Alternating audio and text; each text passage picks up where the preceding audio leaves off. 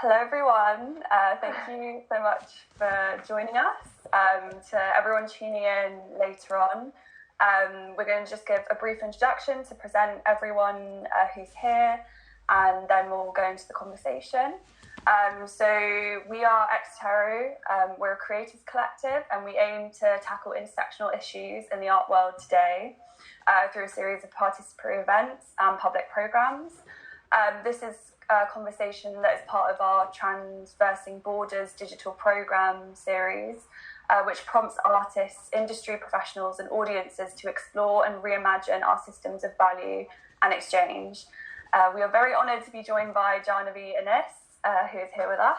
And for those who are unfamiliar with Jahnavi, she is a recent graduate from Central St Martin's in graphic and communications design, and her work focuses on surfacing lesser-known narratives, dismantling single stories, and providing visibility and empowerment for underrepresented communities. So to start, we thought it would be best just to let Jahnavi speak a bit about your work and just present some of your artworks. Maybe I could just begin just asking you to speak a bit about your work, Jahnavi, and maybe the methods that you use and media. Okay. Well, thanks, Charlotte, and very good introduction. I'm really happy to be here. So yeah, as you said, my work focuses on surfacing lesser-known narratives. So one of my most recent works was my Black British History quilt. So within my course, I tended to experiment a lot with analog methods. So I looked at quilting and I looked at textiles, and I created a 5-meter long quilt, and it features the names of over 17 Black British people that were left out of history. So I wanted to create a way to surface these people and highlight the existence of Black people in Britain from the 17th to 19th centuries. So what I wanted to do with this piece is I wanted to dismantle the story that Black people would only come to Britain after the Windrush period. So with my media, my methods, I really reflected on the ways in which I can position this history as important and as significant, which is why I created such a dramatic piece so that it can't be ignored, much like the history. So Black British history is often purposely left out of mainstream history discourse. So I wanted to use a media and mediums to reposition it and make it something that can't be ignored. So yeah, that's my most recent piece. Nice. Okay, and let's head on into the first couple of questions. So could you talk to us about your methods? So what kind of media do you use to create your work? You work very kind of closely with analog methods, like we've spoken about. So your practice is very tactile. So yeah, would you kind of talk us through your processes? So what I do is throughout uni, my uni has lots of facilities which I really like. So I like to experiment a lot with each medium and materials. So I would analyze each method and I would consider how does it actually influence what I'm making. So for example, with the project that I did about Black history, I actually started off looking at newspapers. And I looked at newspaper publishing and the way that newspapers can be used to counter narratives. So I looked at grassroots publishing specifically. So I looked at the ways that people can create their own means of dismantling the stigmas and negative press that they're getting, and the ways in that you can use newspapers to disseminate information really quickly. So I always tend to analyze this against what I was trying to achieve. So for this idea, I did actually explore what if I created a newspaper links to the Black Cultural Archives in Brixton, and I would essentially pick out different bits of information and publish it in a newspaper. So then I thought, okay, but it doesn't really have, I just felt like I could do a lot more, and it doesn't really have the reach and the impact that I wanted it. So then I went on to looking at, I looked at statues and I looked at the different ways that people are memorialized, and I'd never done any clay before, so I decided to explore and develop why don't I practice and make my own sculpture. So when I was at the Black Cultural Archives, I saw a bust of Marcus Garvey inside the archive room that wasn't on display, and it really made me think about why isn't this on display, this artifact, the cultural significance of having this in a place called Windrush Square in Brixton should be seen by the people. So I thought about the different ways in which I can monumentalize different people and make sure that they're shown. So I decided to experiment with clay, and I began creating a sculpture of Claudia Jones. So she was the person that created the first Notting Hill Carnival, and she came over from America, her and her family. She was born in Trinidad, but her and her family came to London. And I wanted to explore her because she was fundamental in setting up one of Britain's first Black-owned newspaper. So looking at her, what she did and her contributions in terms of the community and taking people together, because this was during the 1960s. So it was a time where racism was quite rife, and you had Enoch Powell and you had the Immigrations Act. So it was very important for West Indians to be knowledgeable of their rights and what's going on in the community. So I really thought that this was someone that would be worth memorializing and looking at the ways that she has been left out of history. So I examined that medium of clay in the different ways that it can influence people's perceptions of her. So I looked at that, and then whilst I analysed the different mediums, I then moved on to quilting. So then I found the ways, like the history behind quilting specifically within America. So I looked at the ways in which amongst African Americans it does have its history within slavery, as the enslaved women were made to make quilts, and they would be sold and they wouldn't obviously get any money from that. So I looked at the ways in which it has its history and how different artists such as Faith Ringgold, who is an African American artist, she uses quilts to also challenge negative perceptions and stigma of Black people. And I looked at the ways in which quilts can be used as formal storytelling. So I thought that this would be the best medium for me, because through the medium it links this history, and also it can be a way of storytelling. And of course with the quilts, they are quite large in size, so I thought it would help in terms of making it not being able to be ignored.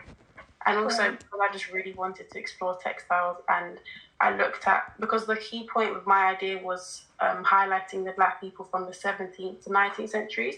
So with the fabric, I was able to use the different fabric and patterns from each period. So that helped me to link each person into the time period that they were in. Could you tell us a bit more about using a different fabric then? I find that particularly interesting of how you, and poignant as well, of how you matched this textile form that was particular to a period of enslavement in American history to highlight the 19th century Black figures in Britain, and have this transnational dialogue as well in a larger colonial history and larger Black history, right? Mm-hmm. And also why you chose to stitch names as well.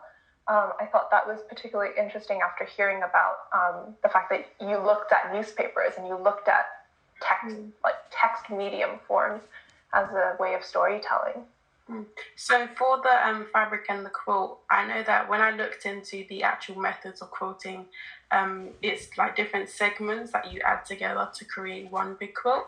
So I thought, how would I best communicate the time period? So I looked at textiles and different patterns, like the damask Victorian patterns and different Georgian patterns. So within the Georgian era, there was a lot of symmetry. So I looked out for fabric that had these typical patterns on them, and then I used that to connect the era to the person. And then with the people, I decided to use their names, because it was almost as if it was like not a register, but I thought that the names of the people was the most important thing for them to be able to stand out, and for people to be able to read the names and they can instantly see the names of these people and this is who they are, as opposed to just telling their story. Because initially with my clay idea, I thought about how it would be presented, and if it were to be in a gallery, I wanted to add like an overlay in the back with fabric, and it would tell the story. Then I thought it's much more, I feel like it has much more impact to just state the name, because it's very bold. So that's why I chose the names. Reminds me of newspaper headlines, which kind of overturns, especially with a lot of these figures, like newspaper publishing wasn't, it didn't exist then. So it's a very interesting intersection.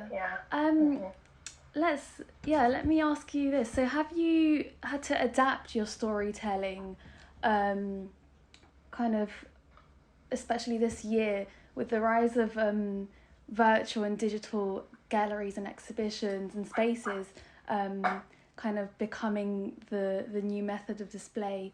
Has your kind of way of storytelling shifted because of this? I think in a way it has, because because whilst I was doing this for uni and I was making videos to explain, I realised I did have to turn to video a lot of the time. So I created my own videos for me explaining the project with presentations overlay, and I'd also use footage of me creating. So I feel like it has become more digital in terms of I'm recording what I'm doing, in terms of me trying to change what I'm doing and make it digital. I just use digital that I have to record what I was doing, and then it can be a lot more accessible. So I guess it has, Just on the topic of accessibility and kind of switching to video formats and digitizing, did you find if the sort of premise of your quilts and your work is to amplify, right, the presence of Black figures and to make a stand for Black history, do you find that the digital platform has helped in a way of helping others access this resource and your work, or were there barriers as well on that front? I think definitely it has helped, because with the quilt, I did make an accompanying website. So people can actually find the names of the people and they can find out more information about their stories. So I think definitely the digital has helped, because there could have been other ways for me to do this in person, but it's a lot more easier for a person to find out the person online. They can Google them. And also in terms of digitally using social media and people seeing the work, it has a lot more reach and a lot of wider audience, as opposed to if it were in a gallery, only people who visit the gallery can find out about it. But I think the digital does have its value in terms of it's become a lot more accessible to everyone. And then again, I think the limitation could be actually seeing it in person and being within its presence is not the same as seeing it online, because a lot of people contacted me and they said they didn't realise how big it was until they actually saw it in person. Yeah, they thought it's very different. And also being able to see the fabrics, because it is very tactile. There's like the monumental aspect of it is sometimes lost. Like the memorial aspect of it is sometimes lost on. But people can submit, right, on your website. They can submit new. Yeah, I love that. I really love that. So the idea is that the quilt is never really finished, because at the end of the quilt I didn't hem the fabric, so stuff people can still be added. So it's becoming, in a way, the quilt will never be finished because there are still people that we don't know about to be added. So yeah. And Black history also develops as well. Like exactly. It's a continuum, and that's the important thing. Yeah. Just to talk about your modes of display, just to move on to another section of our talk. I know you mentioned this idea of non-existent space for your artwork in today's systems and structures in our last conversation, and I was just wondering if you could elaborate a little bit more on that. Yeah, so in terms of Black history and Black British history having its value, I don't feel like there's a lot of space for it to be shown. For example, there are exclusive spaces such as the Black Cultural Archives, but even then I feel that they are very underfunded, and I think that highlights the position and the way that people think about the work of Black British history, in terms of it's not worthy of being funded and invested into and putting money into. So I feel like outside of these exclusive places, I think it is hard for this type of work to exist, because a lot of the time, for example, galleries might want to put on and display different works by different people from different groups, but at the same time, it can be quite a facade. So sometimes they will be doing it to show that they are trying to be diverse. But really and truly, that is in a way how representation can become commodified and almost fetishized. But I feel like it's hard to navigate that in terms of you have the gallery displaying this kind of work, but then the gallery itself as an institution still upholds these types of values and the type of people within the gallery and the type of people that actually go to galleries, because that's something else as well in terms of galleries and who they are actually for, in terms of who actually feels represented in a gallery. It's quite hard to actually get different people into the gallery spaces. So I feel like there are so many different things that contribute to the lack and the inability to actually have these spaces. Completely, yeah.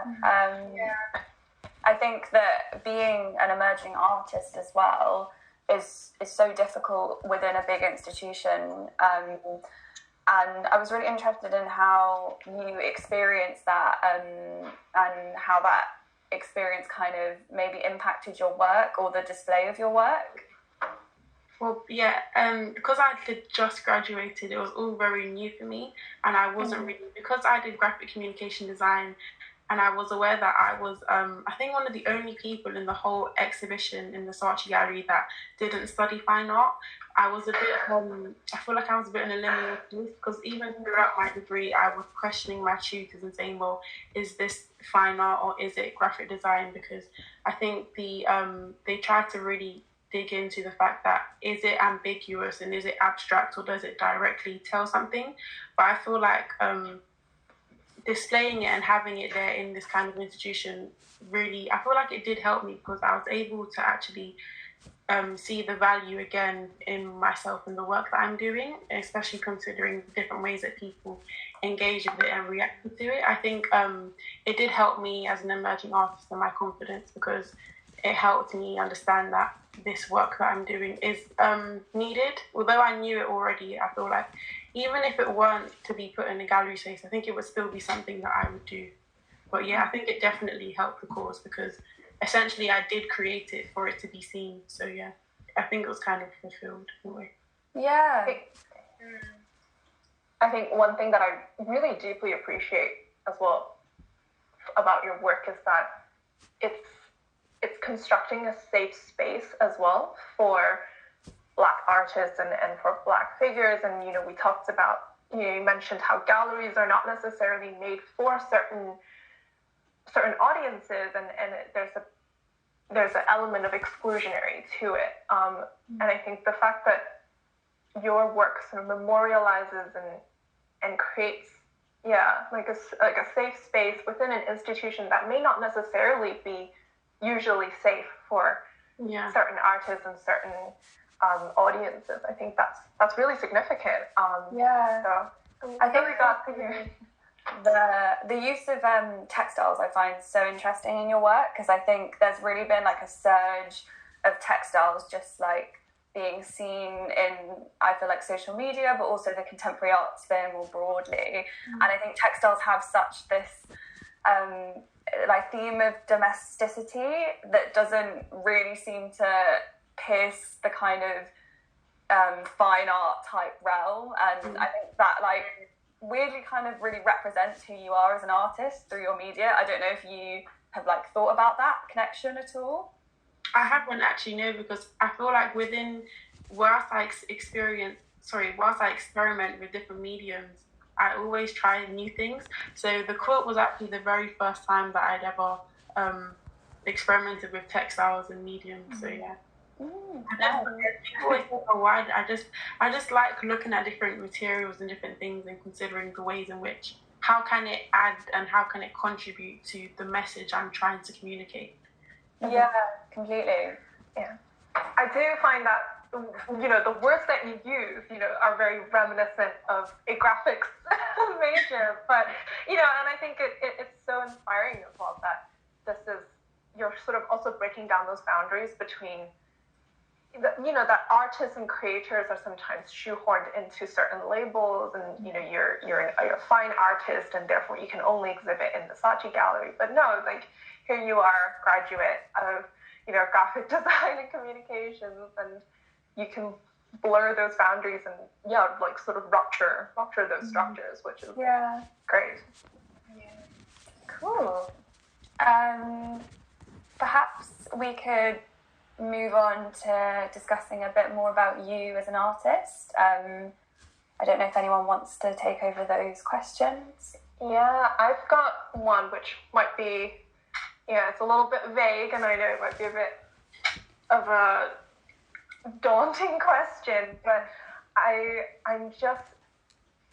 just love the fact that your work, it is quite closely linked to your own identity, but also the work that you mentioned that you volunteer at the Black Culture Archives. So and as an emerging artist, sometimes in this position you might feel like you can correct me if I'm wrong, but it feels like this is something new and you're not sure, like you're trying new things, and so if you didn't have these limitations, what would you do with your creative ability and sort of your power really as a person and as an artist? What's like the big goal, the big dream that you would love to do? Yeah, it's interesting you say that, because throughout my degree, I kind of really struggled in terms of making work to do with my identity and issues that I care about, because towards the final years of my degree, that's when we had a lot more agency. And the project that I did was in my final year, so we got to do whatever we want. But I did struggle in terms of making work about subjects that I really care about, that link with my identity. But I realised that whilst making work, that's what I enjoy the most, and I feel like that's when I produce work at my highest quality compared to when we got briefs. But I feel like in relation to your question, I feel like this is an example of what I would do with the freedom and all the power, because essentially my end goal is to take knowledge and take these stories that aren't known and just make them known and widely available to people. So I still want to explore different mediums, and I guess I would just, if I had all of the power, I would just collect all of the knowledge in my brain and just use it to filter it out. But yeah, I feel like that is the end goal, to just, especially with Black British history and even global Black history. For this, I did Black British history because obviously we're in Britain and it's not as known, and there are still loads of stories like in global Black history, so I think that is something I also want to delve into. But again, doing it is quite hard, so in terms of archives and accessing this information itself is quite hard in terms of the accessibility of our history, and also the fact that it hasn't been seen as important. So a lot of these stories haven't actually been archived and documented. So it is quite difficult to actually find these stories and find out information about what I'm trying to do, like the end goal. Yeah. As an artist and working with the mediums and the subjects and concepts that are so personal and you're so passionate about them, do you experience creative fatigue? Sort of having, such a close, intimate relationship between your life and your work and your career and your studies, all of that. Yeah. I feel like I wouldn't say creative fatigue, because it's something that I am I'm deep within anyway. I feel like it's just in every aspect of my life, like the books I read. I feel like it's who I am. So in a way, I don't feel like the only time I'd have creative fatigue is like in uni, when I'd be doing a brief that was all creative identity. That was when I'd just be completely switched off, and I was not. I don't care about this. Yeah, no. I feel like it's the opposite. When it is who I am and it encompasses so many different things that are already there in my life, I'm a lot more engaged compared to where it's something that I'm totally disinterested in. So yeah, I don't think I do know. Wow, that's good to hear. I think that is that what sort of drives you to create then? Like that's something that keeps you going, and it's your fuel. It nourishes you in a way. Because every time, for example, when I was at the Black Culture Archives, or even when I'm just reading something and I discover something new, I'm always with my friends and I was like, oh my God, did you know this? It's like I always have I have like a desire in me, like a tingling tick to always just get this information out and tell people, oh my God, did you know this? And yeah, I just want everyone to just know, just knowledge for all. Can I just pick, before I sort of, ramble on too much, but could I just pick up on something you said about sort of taking your knowledge, it's all in your brain, and then you filter it out in the form of creativity. How do you think, your work can be made accessible to other audiences as well? Like, what are some avenues you would like to kind of tap into to make this knowledge, knowledge for everyone? And also, who would you like to target in terms of this knowledge, and who do you think needs to take in this knowledge? Yeah. I think considering I do a lot of work by hand, I would like to consider and incorporate digital, and how I can incorporate digital to reach wide audiences. So I feel like that is something that I would have to do to make my work a lot more accessible, because especially with the lockdown and COVID, people are at home and people don't have the ability to go to these types of places to find knowledge. So I think definitely digital and using digital platforms is something that I would need to do for accessibility. And I feel that the people that would need the work would be those, so it would be Black people that that were never told our history, because we've always had our history told to us, or not at all, which has the same adverse effect. But I think that these are the people that need to know. It's just essentially, especially children. I feel like, because for the other part of this project, I actually recognise, like I said before, it's okay having work in these spaces, but to tackle the root of the issue, I started creating some educational resources, because I feel like children from a young age, that's when you can actually really harness it and implement this knowledge so that they grow up into people that are aware of their identity and their cultural history and its legacies. I feel like children is quite a target market for me within schools and education. I feel like that's who you need to know. Yeah, great. I think that's a great way to end our conversation on education, and children are the future. Children are the future. Thank you so much for joining us, Jahnavi. We really, really enjoyed talking to you. And thank everyone else for your amazing insights. It was a great conversation. Thank you. Thank you so much. Thank you for joining us. Yeah, thank you so much.